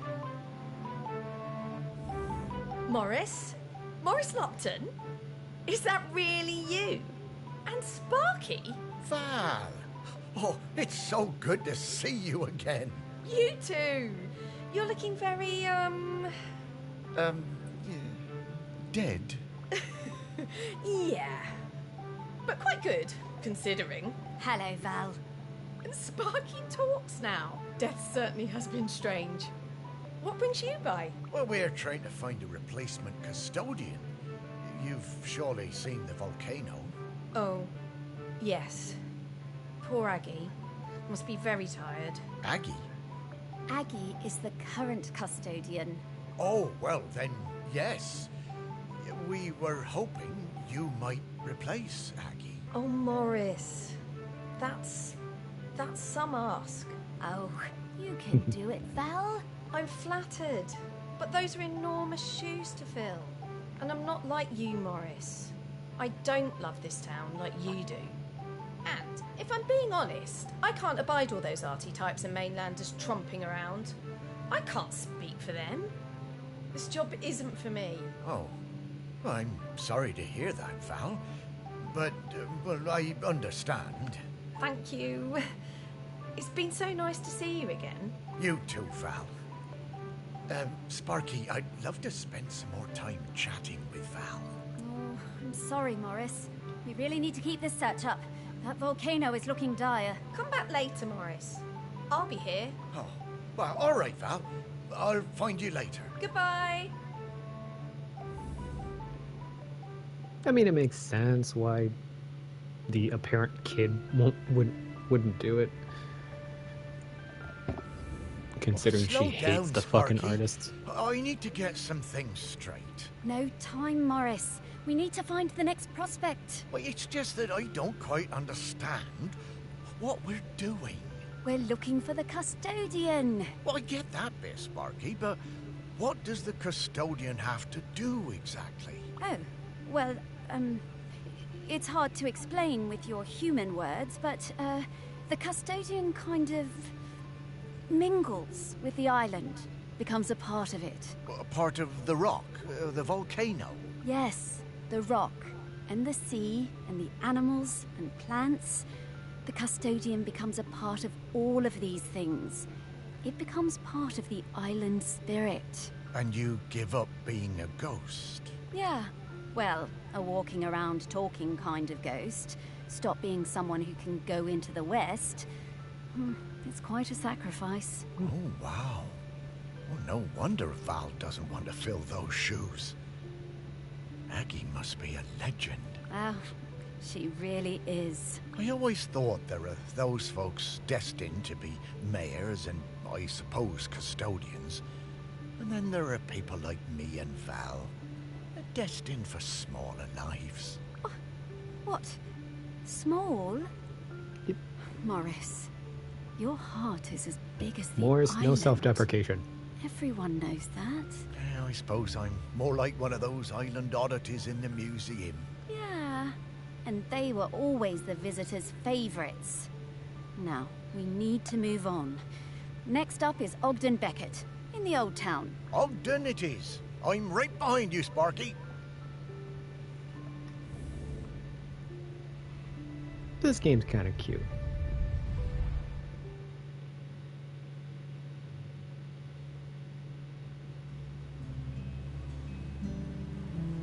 Oh, this is pretty. So, Ogden next, eh? I'll be glad to see him again. His music always hurt my ears, but he was good at chin scratches. Oh, lovely guy. Oh, look, the ferry's coming in. There'll be loads of tourists all over this quayside soon. Well, I suppose they won't get in our way much anymore, eh, girl? Being dead isn't so bad. Ogden was a talented multi-instrumentalist, leader of the Shalmerston Silver Band, and a keen cricketer. As a young man, he went to live in New Zealand, but returned to marry his childhood sweetheart, Sally Mapes. Alright.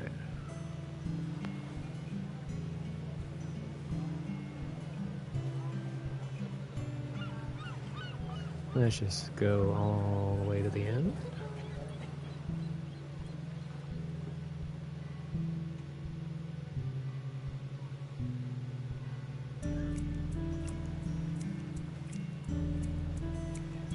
You apple fuck.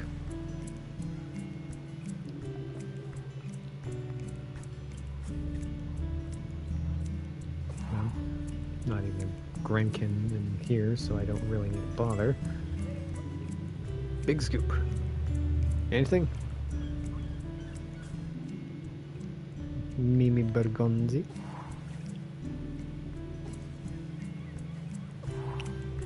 No. Okay, how about Seaside Shop? Alright, that's something. Godfrey Bowen.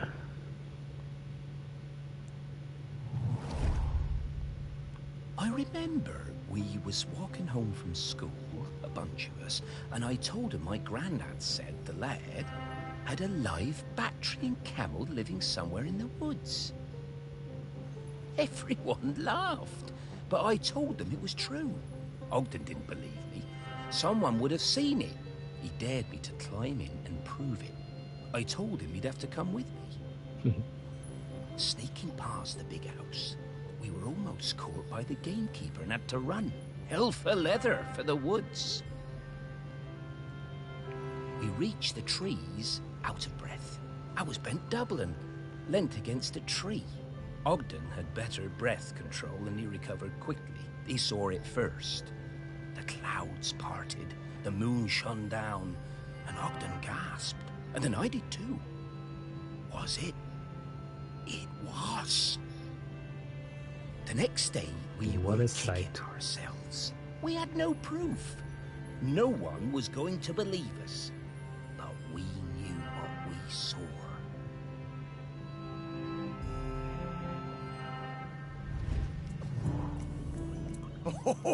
Yeah, he was a couple of years above these chaps at school. Oh, and he's right. No one believed them. We gave them so much stick.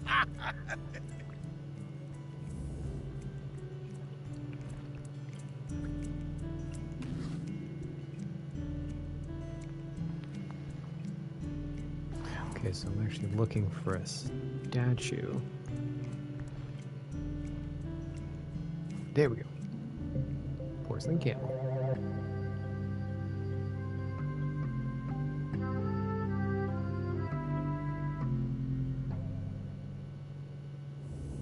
Camels are so Wunderbar. obviously a made-up animal. Humans will believe any old rubbish. I mean, technically, Sparky's not wrong. Humans really do believe any made-up old rubbish. But I'm camels are getting the real. scent of Grenkins again, Morris. I'll pop up to let you know when we're close. Grinkin.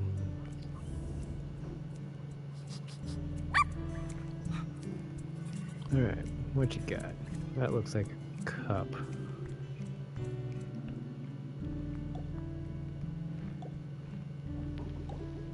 And then we go like that, and like that. There we go.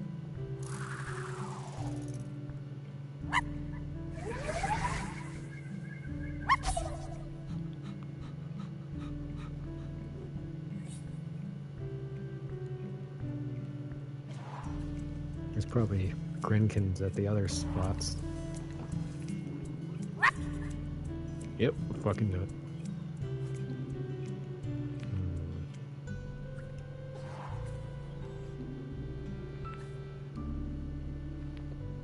Grinkins of Shelmiston.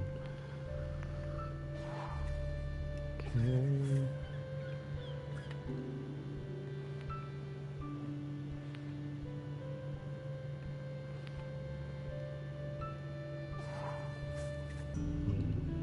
Shelves?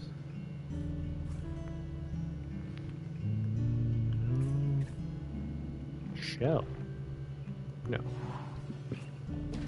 Diving helmet? No.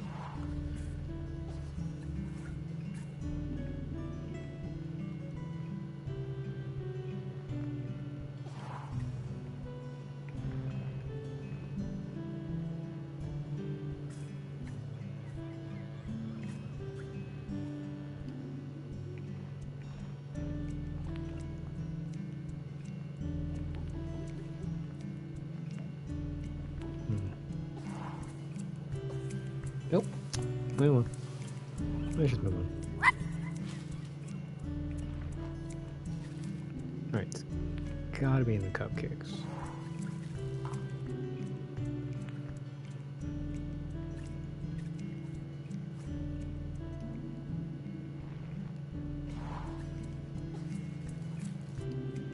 Front counter. Oh, this looks like something. No? Okay.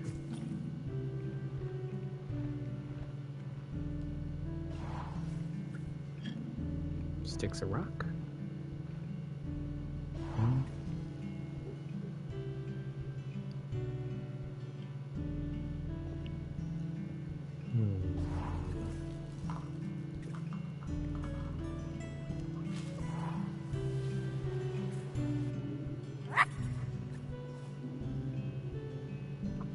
Tetra.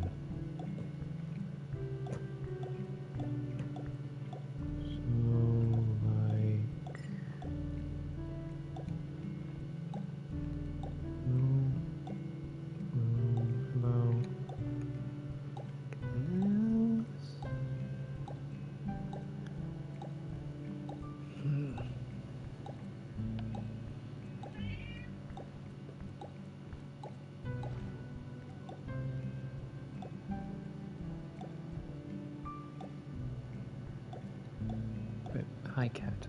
Hello. I don't think you can help me with this. But you look cute, so that works.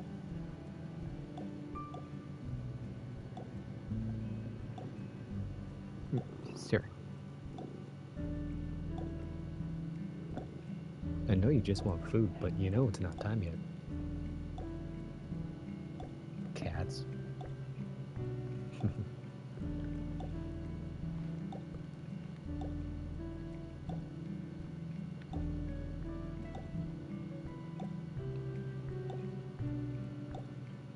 Maybe up like that.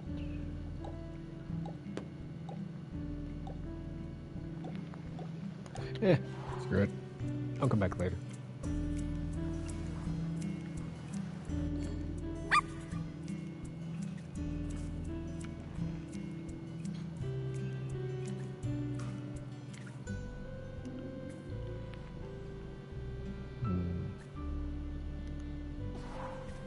Doesn't look like it. Front counter. Grab lunch. Okay.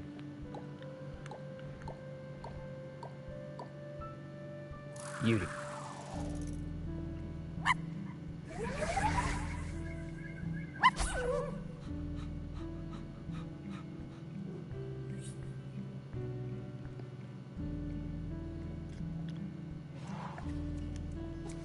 Alright, now I've got that. We've got to talk to this bitch.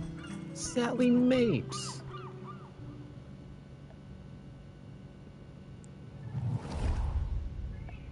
We were 14 when we started going out. Me and my friend Cassia had started a beach clean at the weekend, and Ogden turned up with his mate Godfrey. I had no idea Ogden liked me. He was the tallest in our year, and we all fancied him. By the time we reached the little cove at the north end of the beach, he'd asked me to come to a concert he was playing in. Aww. I said yes. Cute.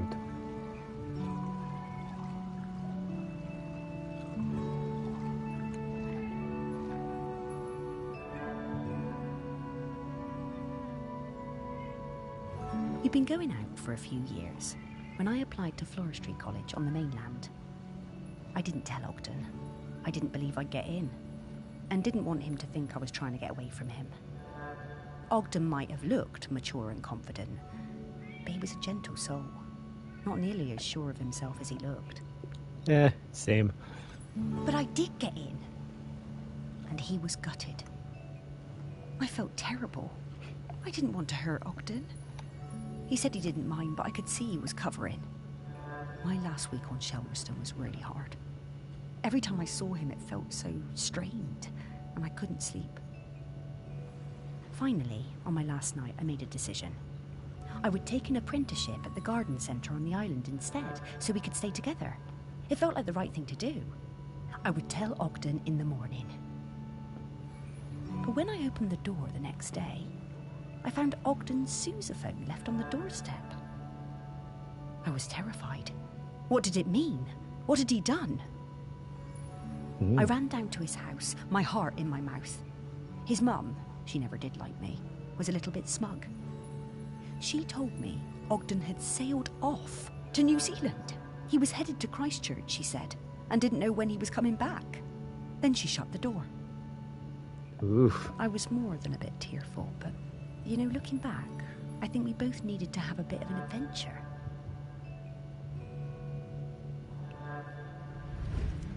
Yeah, makes sense. I spent a lot of time with Sally during this period. We used to meet up quite often when she returned from floristry college, and I was working at the museum.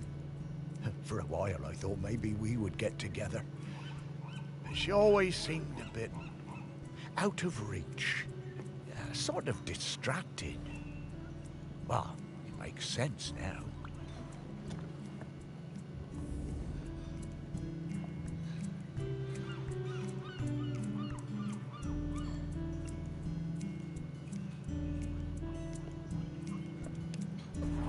Oh, shit. Didn't mean to do that. Okay. Open a bottle. Oh, there's the bottle. There's the big bottle. HMS Indefatigable. I'm probably butchering all of the words. But hey, you know, it's alright. How does that get in there?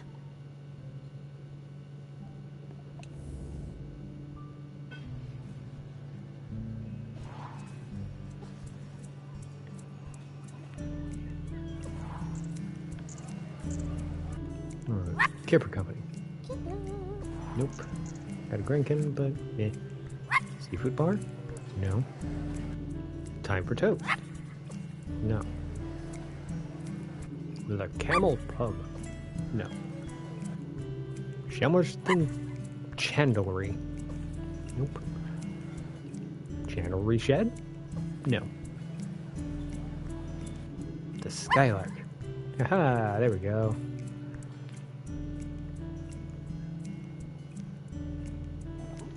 Maybe this way? No.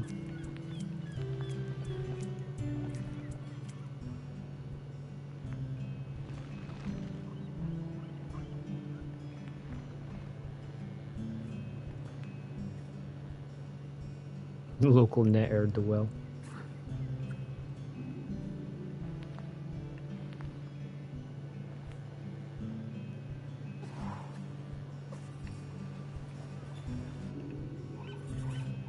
Alright. Henry Nancaro, bootlegger and music teacher.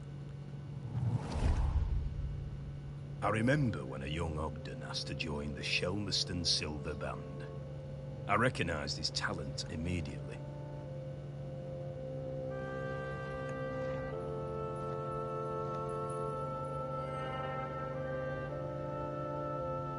He could play anything, that lad. Literally anything.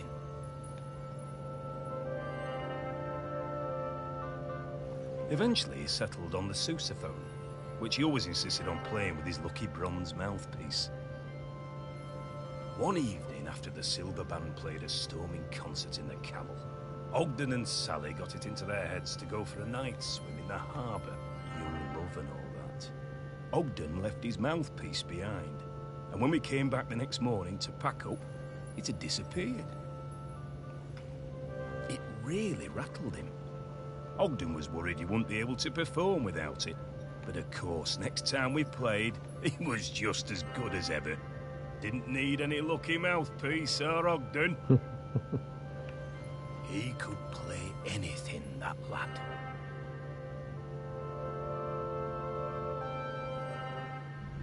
I wish I had that musical talent. Ogden was so talented. A real virtuoso. Oh, I loved listening to him play. Ugh, speak for yourself, Morris. It was a terrible racket.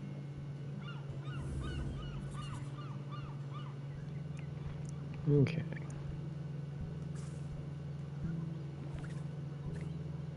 So I'm gonna assume it's in the cupboards.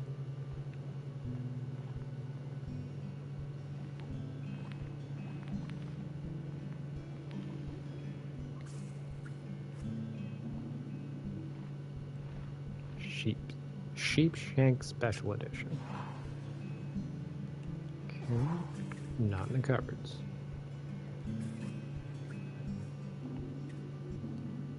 Whiskey still?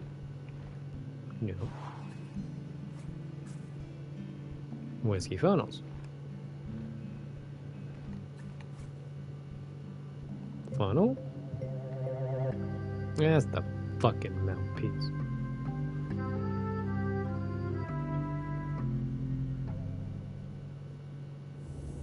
They seem to have been using it as a funnel.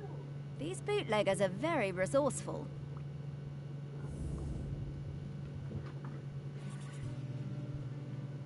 I hope they at least cleaned it first. But I suppose, granted, it's probably been ages, so I'm sure they have. Yeah, fish market. Cool.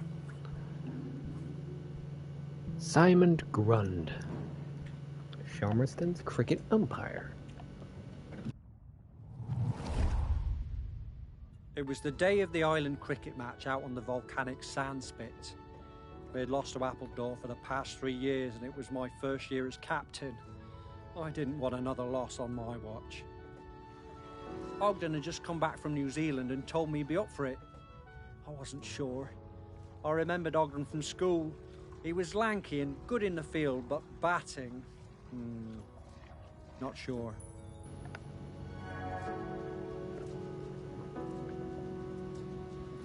Ogden showed up with his own bat. He told me he'd won it in a pub in Dunedin and that it had belonged to a famous New Zealand player. I wondered whether I should put him into bat at all, but Ogden whispered to me that he'd been playing on deck all the way home. I knew Ogden wasn't a bluffer, but he was never the guy who got picked for the first team at school. Still, Same. I had nothing to lose. Ogden hit a 6 with his first stroke. We went wild! And just when I thought it must be a fluke, he hit another, and another. He was a machine! Ogden hit so many cricket balls out into the sea that we had to stop play. We'd run out. It was a stunning win, and we carried Ogden back across the sand and into the Camel. Even though he'd won the match pretty much single-handedly, he insisted it was all down to the bat and plenty of practice. Ogden was solid gold.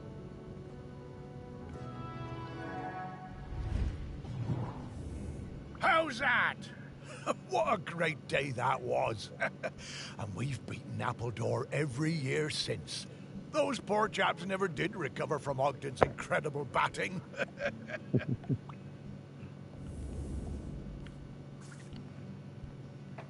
Okay. Let's try the palette.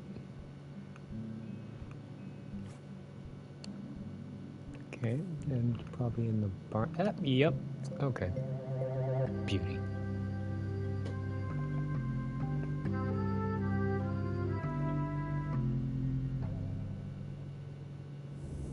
Hey, Morris. Remember when we found one of these heavy balls on the beach and I dropped it on your toe? Well, I do now, Sparky.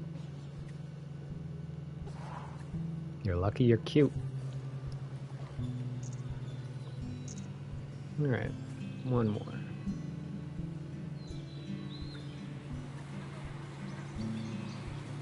Beefy? No.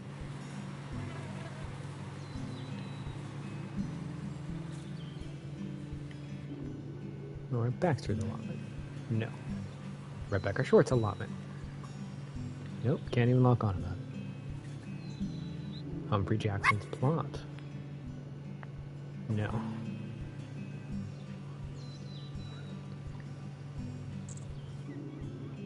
Did I miss something? No.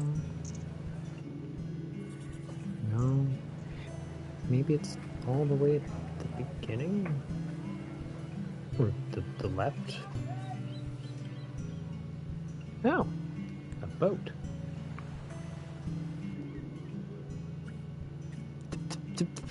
I was here! Ah, okay. You know what? It's fine. Oh, Sally Mapes again. Oh, I wonder if we had to do the first one to get her to come here. Okay. I missed Ogden so okay, much. that makes more sense. And for the first month, there was no letter at all. I took my place at college on the mainland without knowing how he was feeling. It was a shock how low it made me, even though I was working with flowers, my dream job. I threw myself into making friends and working as hard as I could. I wondered about him travelling the world, without me and without his sousaphone. What he was doing, how he was feeling. Then the letters started arriving, and it was amazing. Each one came with a penny from a different country. One from Valparaiso, another from Dakar. I wrote back and told Ogden about my course, trips to Kew Gardens, which were amazing. And Ogden told me about his voyage, watching dolphins and flying fish, crossing the equator. Sometimes we were both lonely. We poured out our hearts to each other. In a funny way, I think the letters made us closer than ever. When he arrived in Christchurch, he'd send me flowers pressed in his letters. I sent him a shell from home, and then he sent me a New Zealand halfpenny. It was my favourite. On one side was the head of a Maori tiki. Ogden told me it was lucky. I came back to the island, and when my father died, I opened up my own florist shop on the quay. I tucked the halfpenny under the front step for luck, polished up Ogden's sousaphone and put it in the window. They both brought me luck, and the shop flourished. One day, Ogden showed up at the shop, completely out of the blue. He told me there was nowhere like Shelmerston, and no one like me. I was so thrilled to see him, I asked him to marry me there and then. He said yes. Cute. The lure of Shelmerston. It always pulls people back when they try to move away. They were a lovely couple, Sally and Ogden.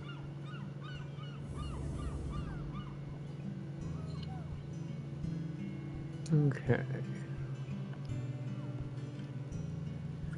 Now, where could the halfpenny be?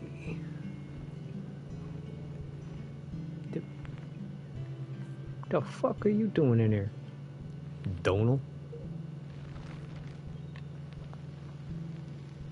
Like, how'd you get in here? You know what? I don't want to know.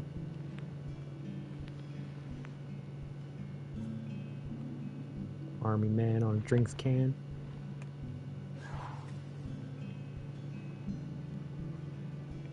Bird? No.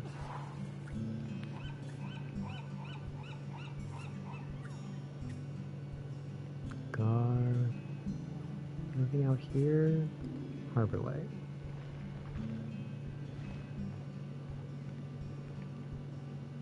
No.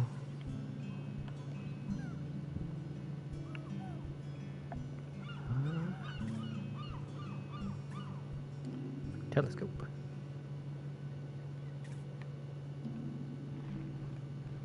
Oh, oh. A New Zealand 3 penny.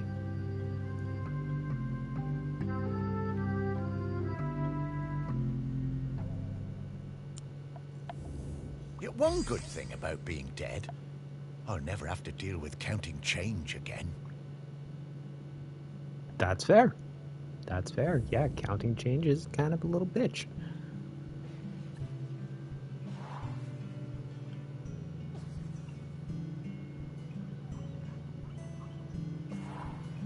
Alright, pup. Ah, ready? yes. A very distinctive odor indeed. I reckon I can find him from this. Here I come, Ogden. Fetch, Sparky.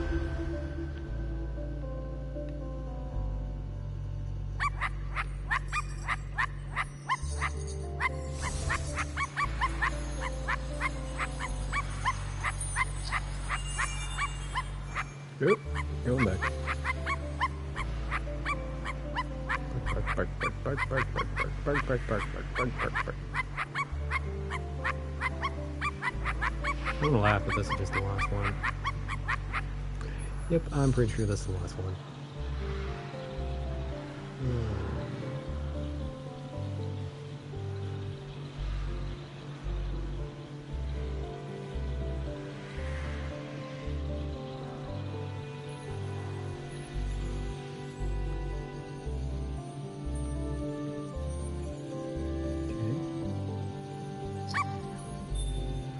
Okay, had to bark.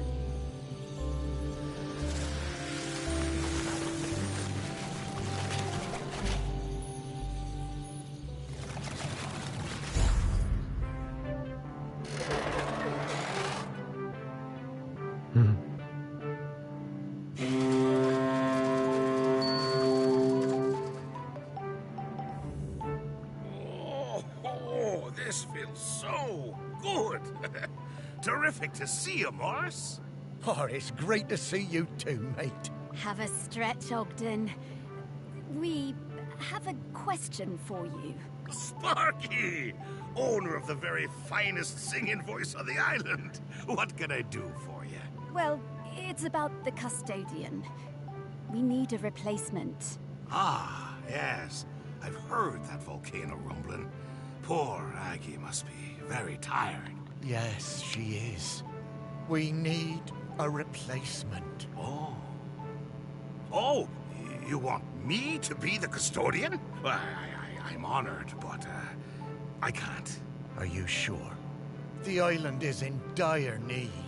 I know, and I sympathize, but Sally is the other half of me. I need to watch over her. Everything else may be changing, but she's my constant, and I'm hers. I need to go into the West with her when it's her time. Yes, I understand. You two always did have an enviable connection. We were very lucky to find each other. And I'm still lucky just to watch over her. Makes this place still feel a bit like home, even as it changes. That's so I'm going fucking to stay. Romantic. But listen, once you've found the custodian, come back and enjoy a sniff of that beer in the Camel with me, eh?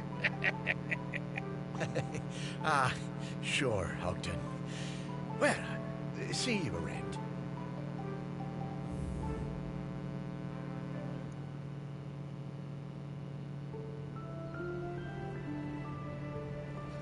Not too bad. Well, after all these years, Ogden still carries that torch for Sally. I wish I'd been so lucky. Things I should have done. You were busy with the museum, Morris. And you did walks, and you did fetch, and belly rubs, and... Yeah, all right, yes. I was very busy. Thank you for reminding me. You did plenty. But now you need to find the next custodian. Hey, how long has Aggie been custodian? Oh, a little while now. You've met her, actually. I have? Well, her body, anyway. In the museum. What? Her body? In the museum? Oh, wait! That's right, Morris. The Bog Lady. The Bog Lady of Shelmerston. Well, that's Aggie. Mm-hmm. Well, that's her body anyway. Her spirit is all around us, of course. But Aggie is Bronze Age. 3,000 years. She's been custodian all that time? Yep. Well, no wonder she's tired. More tired every minute. We need to get to the next prospect. Greg Litherland, at the campsite. Greg. Okay.